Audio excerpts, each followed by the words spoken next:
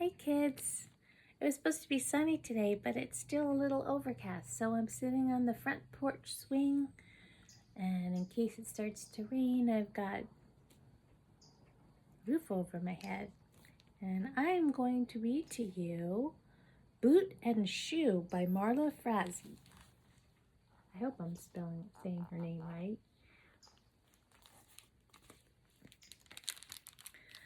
Boot and Shoe were born into the same litter, and now they live in the same house.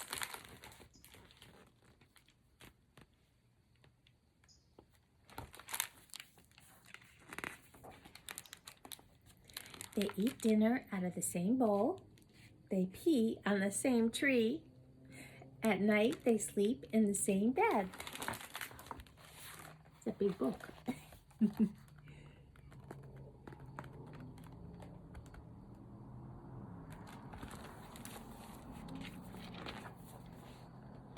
But Boot spends his days on the back porch because he's a back porch kind of dog. And Shoe spends his days on the front porch because he's a front porch kind of dog. This is exactly perfect for both of them. Kind of like me. Sometimes I'm on the back porch and sometimes I'm on the front porch.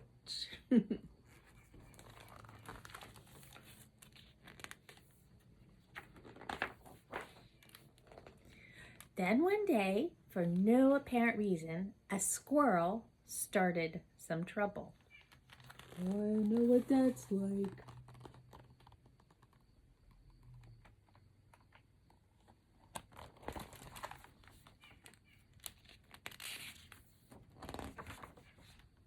It chattered at Boot. It chattered at Shoe.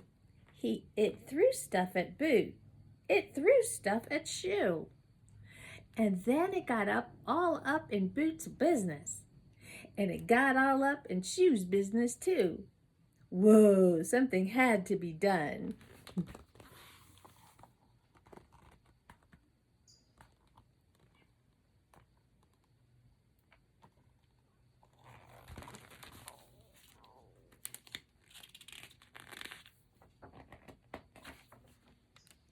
So Boot and Shoe chased that squirrel all over the place. They chased it and chased it and chased it until it got bored and walked away.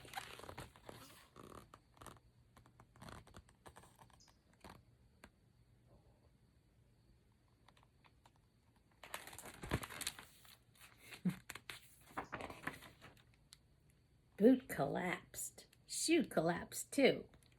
When Boot opened his eyes, he saw that he was on the front porch. He looked around for Shoe. Shoe should be here, but he wasn't. Oh no! When Shoe opened his eyes, he saw that he was on the back porch. He looked around for Boot. Boot should have been here, but he wasn't. Oh no!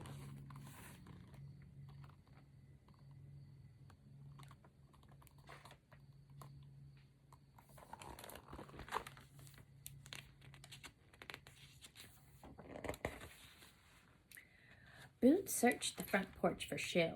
He looked under things, over things, around things, and between things. No luck. Shoe searched the back porch for Boot. He looked under things, over things, around things, and between things. No luck for him either.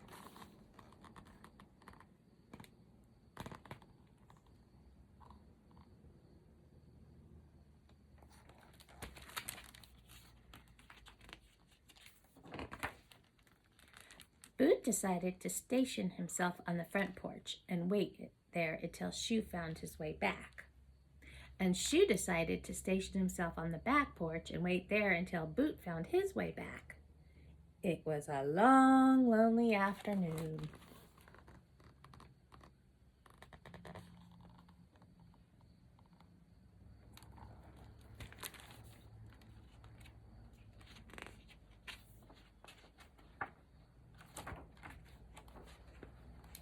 When it was dinner time, Boot's stomach rumbled, but he didn't want to eat dinner without Shoe.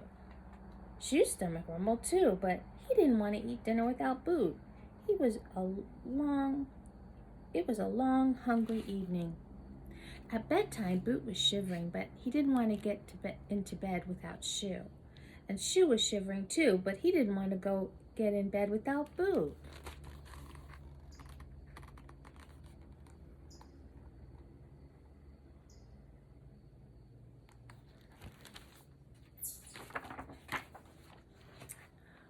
Once during the night, Boot walked slowly around to the back porch to see if Shoo was there.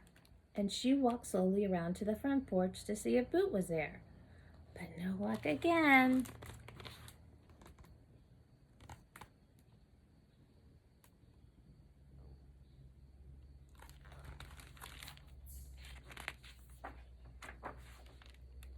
So Boot ended up back on the front porch waiting for Shoo, and Shoo ended up back on the back porch waiting for Boot.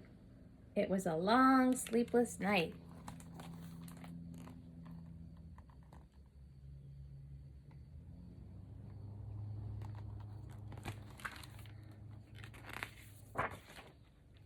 The sun came up.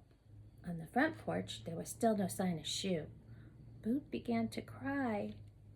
On the back porch, there was still no sign of Boot. Shoo began to cry too. But even in the worst of times, a dog still needs to pee. Boot dragged himself over to the tree. Shoo dragged himself over to the tree too.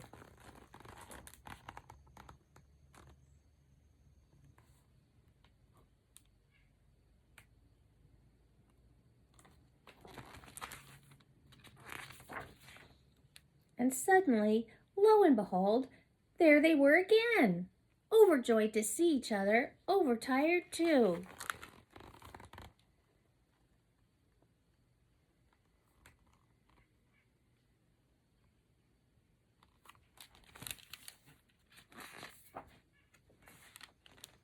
So even though the day was just beginning, Boot and Shoo decided that the exact perfect thing for both of them to do was to go right to bed.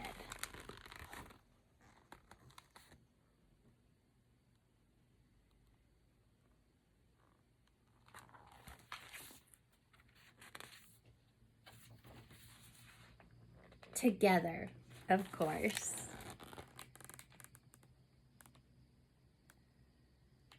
The end. Now, isn't that a great story? Because very typical. Murphy and Misha, they love to chase the squirrels on the porch. The squirrels love to torture them, but they never get separated, which is a good thing. But I wonder if they did, if they would miss each other as much. I think they would, don't you? Anyway, love you guys. Hope you enjoyed it.